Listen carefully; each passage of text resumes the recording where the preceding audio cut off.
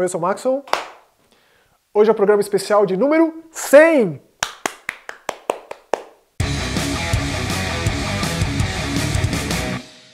Mas que horror de número 100! Nunca pensei que fosse chegar a esse número, sendo muito sincero. 100 programas, é muito programa, é muita coisa para falar. E eu fico imensamente feliz de ter gente que acompanha até hoje e que comenta e que escreve, que espera os vídeos de quinta-feira, já as fatídicas quintas-feiras.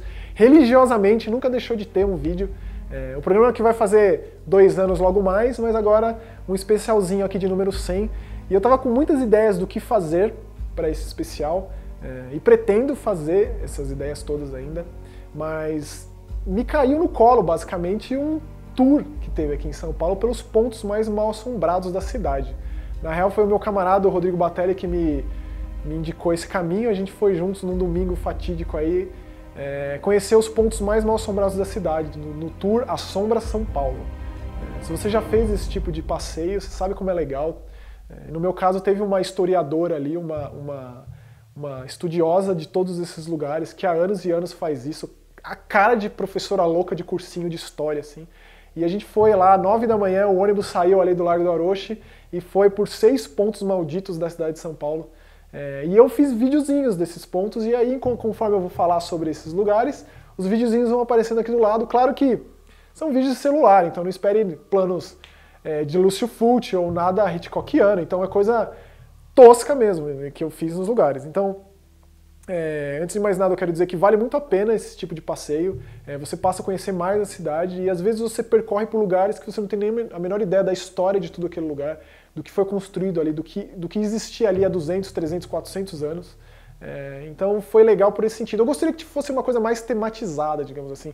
Eu tenho o hábito de assistir esses tours lá fora, né, nos Estados Unidos, principalmente, que são umas coisas mais voltadas para essa temática e uma coisa mais bem embasada, digamos assim, uma coisa mais histórica. Então, por exemplo, eu pensei que só ia ter metaleiro com cara de não gosto de ninguém lá, muito pelo contrário, tinha senhores, senhoras, casais e poucos adolescentes insuportáveis, assim, para minha surpresa.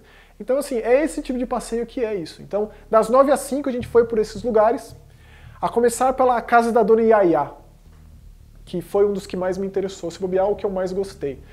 Fica no bairro do Bexiga, em São Paulo, claro, tudo é em São Paulo, e é uma história que data lá do final dos anos do século XIX, 1890 e pouco, que conta a história da família dessa Dona Yaya, que era uma família aristocrata muito rica, uma das famílias mais ricas do interior de São Paulo na época, e essa Dona Yaya, a família dela foi acomedida por terríveis tragédias. Então, desde pequena, ela viu a sua irmãzinha de poucos anos de idade falecendo, asfixiada com uma peça de berço.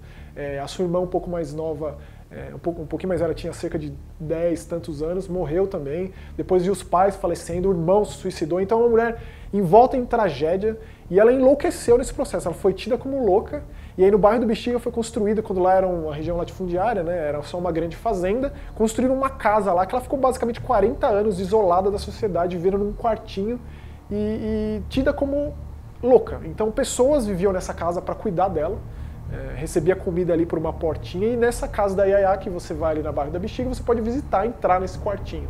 E aí, entre os passeios, ela conta muito dos relatos, dos seguranças, dos lugares. Então, é sempre esses relatos, né? Então, esse é o aspecto paranormal, sobrenatural desses lugares. Eu não sou um cara mediúnico, eu não tenho sensibilidade aflorada, então eu não senti absolutamente nada em nenhum lugar. Mas sempre legal visitar e conhecer esse lado histórico da cidade. A história é muito triste, e aí dizem que viam essa mulher de branco que fingia que tinha um bebê andando por esse lugar, e aí muitos anos depois a calçada ali ninguém passava porque diziam que era a casa da louca. Hoje em dia ele é da USP, o prédio, e lá tem atividades recreativas, bandas e coisas do tipo, então é um patrimônio histórico da cidade. Depois a gente foi até o edifício Joelma, talvez o ponto mais famoso. Existe um prédio, mas tem outro nome. O edifício Joelma, que no começo dos anos 70, 74, se não me engano, teve um terrível incêndio lá. É considerada a segunda maior tragédia da cidade, depois do acidente com o avião da TAM, em São Paulo, aqui.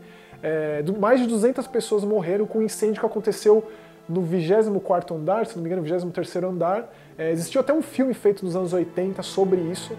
Esse filme não é bom, mas aí tem aquela lenda por trás, que apareceu um vulto nas filmagens. Então se você assistiu o filme é legal reparar nisso. E é uma região tida como uma amaldiçoada mesmo, né? Anhangabaú, que é onde fica o Vale do Anhangabaú, é uma palavra tupi-guarani que vem de uma ação diabólica, alguma coisa do tipo, algo maquiavélico, assim. E lá corria um rio, que ainda corre, e que os índios morriam, que tomavam banho e tomavam água nesse rio. E isso em decorrência de um matadouro que existia lá perto da nascente desse rio, que jogava dejetos nele, e isso contaminou o rio. E essa região virou um enorme cemitério indígena, então se você passa ali pelo Viaduto do Chá, pelo Shopping Light, ali pelo Teatro Municipal, é legal saber que lá era um cemitério indígena gigantesco, assim. Então toda essa história do edifício Joelma que foi sendo contada pra gente durante esse percurso. De lá a gente foi até o Parque do Ipiranga, no obelisco, no Mausoléu do Soldado Constitucionalista.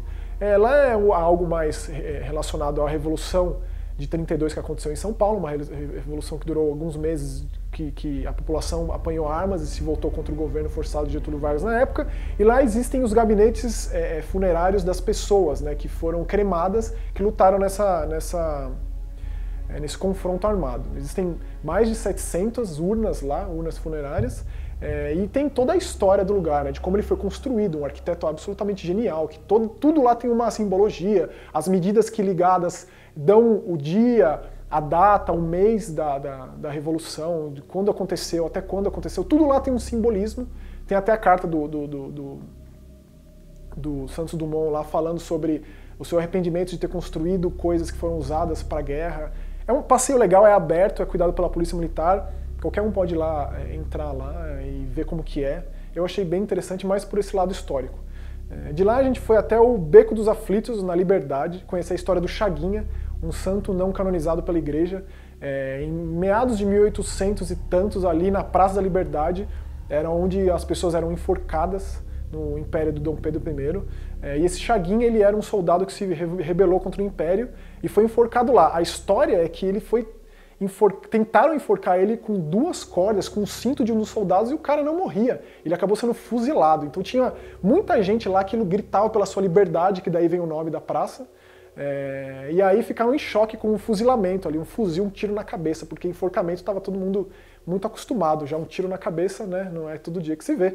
Então lá tem a igrejinha do Chaguinha, que virou um santo, então é pequenininho ali, descendo um pouco ali da Liberdade, você entra à direita, e lá era um cemitério onde essas pessoas enforcadas eram enterradas. Então, 1800 e pouco, uns 200 e tantos anos atrás, era um enorme cemitério ali na Liberdade, que você vai lá para comer comidas japonesas deliciosas com a sua família, você descobre que lá era um lugar extremamente funesto, né? Isso eu adoro saber dessas coisas. De lá, depois do almoço, a gente foi até a cripta da Catedral da Sé.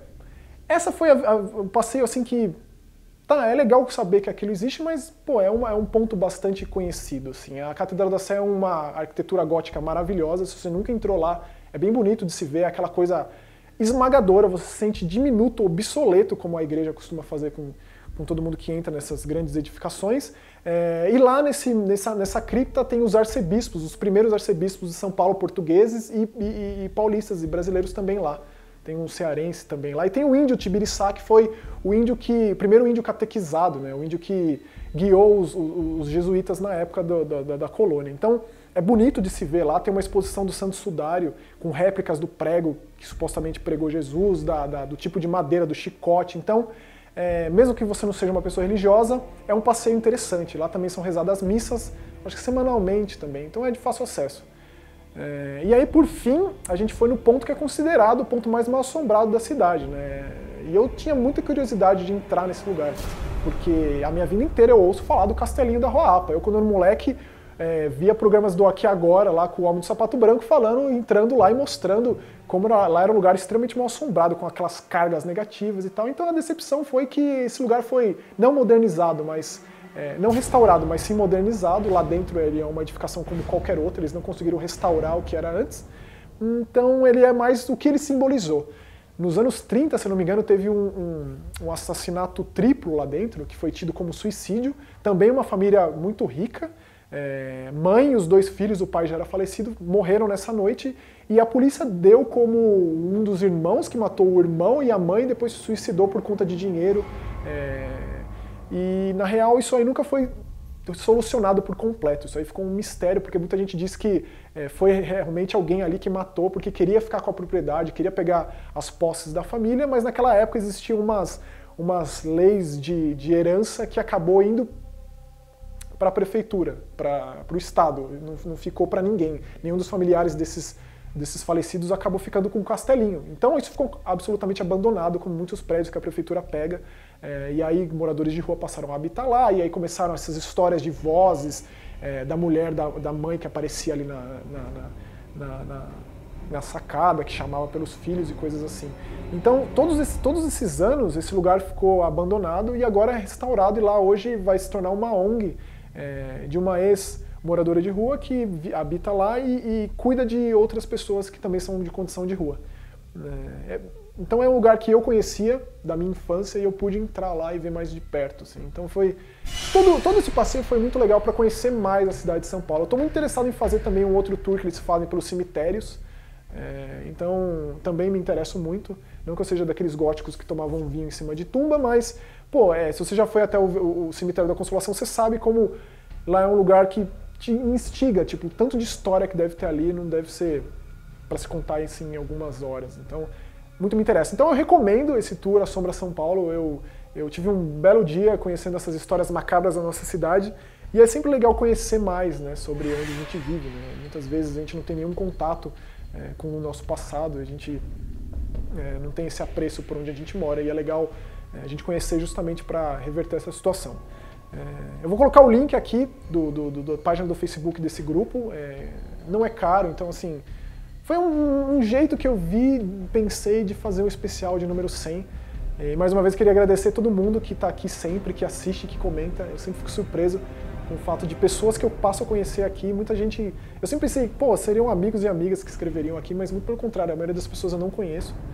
Eu também queria agradecer o Cris, que está aqui, veio visitar, veio assistir esse episódio número 100. Cris Bernal, grande camarada, está aqui assistindo o programa. Dedico a ele esse programa e a todo mundo que gosta do canal e que contribui aí para que ele chegasse, né? Contribui para que ele chegasse no número 100. Nunca pensei que fosse chegar no número 100, mas tô eu aqui falando com a minha cara. Que beleza. Muito obrigado, valeu.